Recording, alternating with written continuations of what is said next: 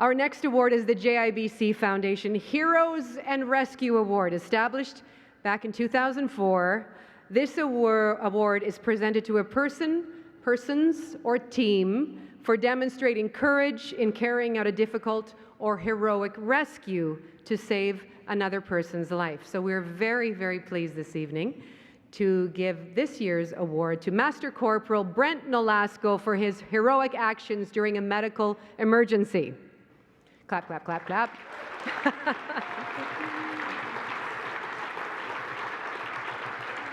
You're saying, who? Who? Did he have a commission? What is it? Wait, are you ready? Listen to this story. You can even close your eyes if you want. Master Corporal Nolasco, he was training to be a search and rescue technician last December when he responded to a car accident in Victoria where a vehicle had flipped over. It was partially submerged in a water-filled embankment. There was a 17-year-old female passenger who was unconscious and trapped in the vehicle. When he arrived on the scene, police officers and firefighters were attempting to turn the vehicle over, but with no success. So seeing that the passenger was restrained by her seatbelt. So Master Corporal Nolasco gave his knife to the police officer. There was a whole team of people there to cut the strap. But even after the shoulder strap was cut, the female passenger remained trapped in the vehicle, which was partially submerged. So Master Corporal Nolasco quickly recognized that the passenger was being restrained by her lap belt. So without hesitation, he retrieved his knife, entered the frigid water, cut the belt, pulled her out of the wreckage, and with the help of other emergency responders, Master Corporal Nolasco carried the young woman up the embankment to the ambulance, where he performed chest compressions, and while en route to the hospital, the young woman regained a normal heart rhythm. So, ladies and gentlemen, please welcome Master Corporal Brent Nolasco.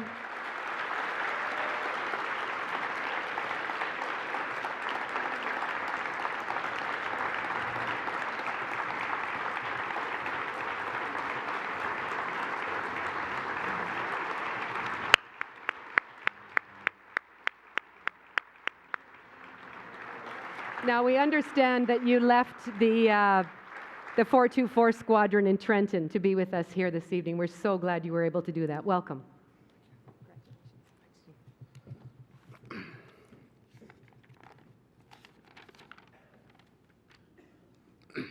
Good evening, ladies and gentlemen. I'd like to start by congratulating the other honorees for being recognized for their outstanding achievements. I would also like to thank the Justice Institute, Mike Kay, Don Adams, Deb Roberts, Robbie J., and all the CIFSAR staff for all the dedication that is put forth into each and every one of the SARTEC members. I would also like to, it is because of your exceptional training and passion that we are able to become the most dedicated kind of paramedics that have such a positive impact on the lives of so many individuals. I would also like to thank the most important people in my life, my beautiful wife Crystal and my son Paxton, because without you, your support, none of this would ever be possible. I'm not sure how many of you know the involvement that JI has in the development of SARTECs, but it is extensive. They take a member of the military with little or no medical training, and in a short time, although it seems like an eternity, turn them into a trained paramedic. SARTECs across Canada are responsible for thousands of missions and hundreds of rescues each year. These rescues are carried out in all types of environment, from the far reaches of the Great North to hundreds of miles out to sea. I would not feel comfortable accepting this award without recognizing the other first responders that took part in the efforts to save this young woman's life. I believe it is because of the team effort of the firefighters, police, emergency team at the ER, and the other paramedics that are all responsible for Ashley on that dark night. I feel that my actions that night were not above what any other first responder would have done. However, I feel privileged to have been recognized for my actions and to have had such an impact on another's life. I would like to end by quoting a line from something that is drilled into us when we as SARTECs are becoming trained. It is called "A Wise Man Once Said," and it ends with a sentence, "These things we do that others may live." Ashley, I am very honored that I could have a small part of your life, what I am sure will be an amazing one. Thank you very much.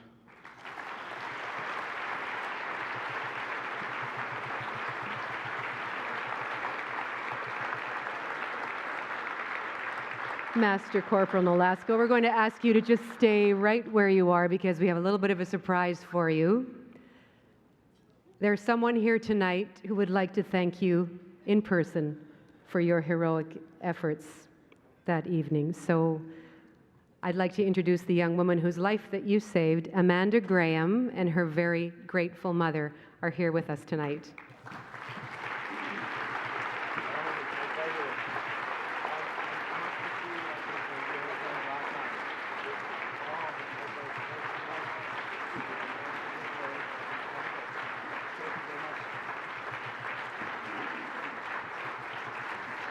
You two haven't seen each other since then, right? You haven't. This is a first.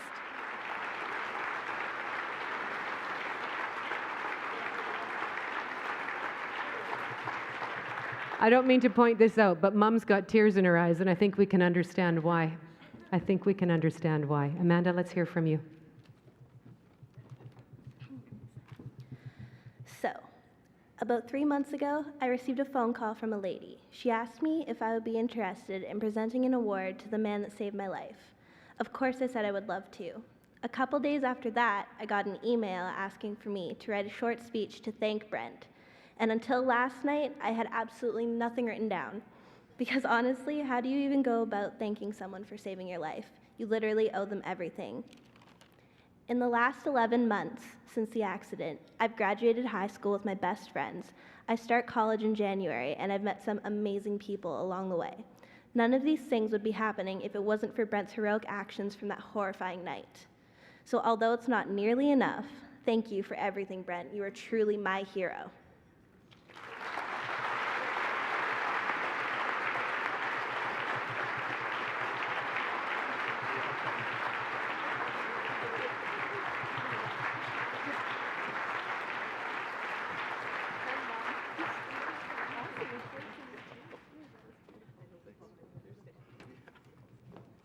Oh, what a moment. Like really, you just can't help but thinking how the ending could have been so different. Quick acting, good timing, all of that. But it's a great moment when you can see it. I'm thinking about the mom. I've got a couple of boys of my own, you know, and you just can't help but thinking how it could have been a very different outcome. And what a wonderful, happy ending. And Amanda, wonderful life ahead to you too. Congratulations.